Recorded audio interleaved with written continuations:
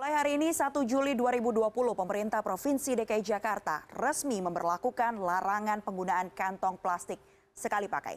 Lalu bagaimana aturannya dan di mana saja aturan ini berlaku? Kita akan bahas bersama malam ini dalam Kantong Plastik Sekali Pakai Dilarang.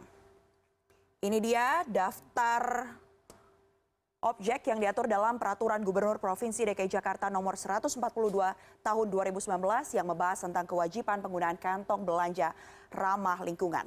Yang pertama, wajib hukumnya untuk kemudian menyediakan kantong belanja ramah lingkungan. Apa artinya? Ini adalah kantong-kantong belanja yang terbuat dari bahan seperti kain ataupun kertas yang bisa digunakan berkali-kali atau bisa juga didaur ulang. Lalu yang selanjutnya yang dilarang pastinya adalah kantong belanja plastik sekali pakai atau yang sering kita sebut dengan kantong kresek ya.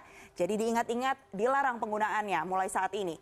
Lalu yang masih diperbolehkan ini sampai adanya nanti kantong plastik pengganti adalah kemasan plastik sekali pakai. Ini berupa kantong transparan, namun lagi-lagi ini bisa digunakan sampai nantinya ada pengganti yang lebih ramah lingkungan. Tapi lagi-lagi selalu dianjurkan untuk bisa membawa tempat sendiri atau wadah sendiri ketika kita belanja makanan basah ya. Misalnya bisa kontainer yang bisa digunakan berkali-kali nantinya.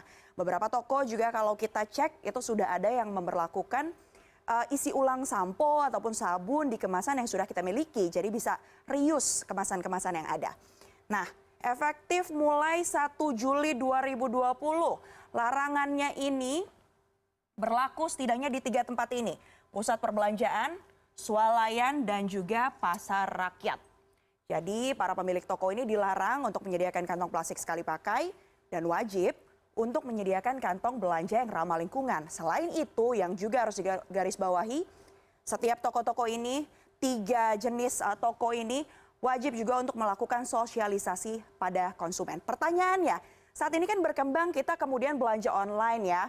Itu bagaimana penerapannya? Mungkin beberapa dari Anda hari ini masih belanja online, masih ada tuh yang memberikan kantong plastik. Nah, ini sudah dijawab oleh Kepala Dinas Lingkungan Hidup Provinsi DKI Jakarta yang memastikan hingga saat ini masih terus berkomunikasi, berkoordinasi agar nantinya aplikator maupun penyedia jasanya ini bisa menyediakan kantong belanja ramah lingkungan.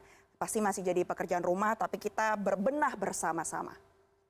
Selanjutnya apa kemudian insentif dan sanksi yang akan diberikan bagi mereka yang menaati ataupun melanggar begitu.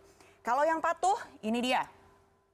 Akan ada insentif fiskal daerah, bentuknya bisa berupa keringanan pajak. Dan untuk yang masih bandel, setidaknya ada 4 sanksi di sini, mulai dari teguran tertulis. Ini bisa diberikan sampai 3 kali tegurannya. Uang paksa 5 juta sampai 25 juta rupiah.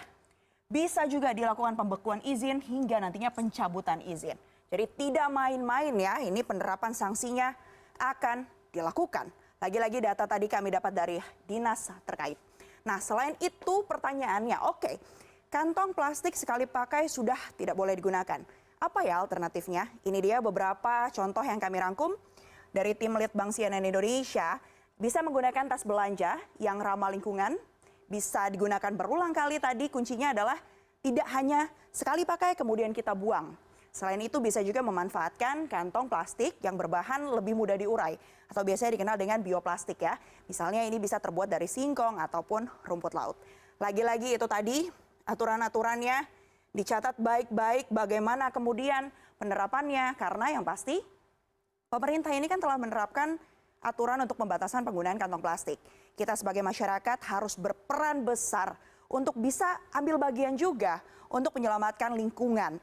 Banyak yang bisa kita lakukan. Pasti yang pertama kita mulai dari diri sendiri. Kita bisa juga mempengaruhi orang sekitar kita. Bisa memanfaatkan teknologi dengan membagikan pengalaman hidup ramah lingkungan. Salah satunya mungkin bisa di media sosial. Harapannya apa? Yakni perubahan perilaku bisa menjadi lebih ramah lingkungan dan hal itu bisa terwujud.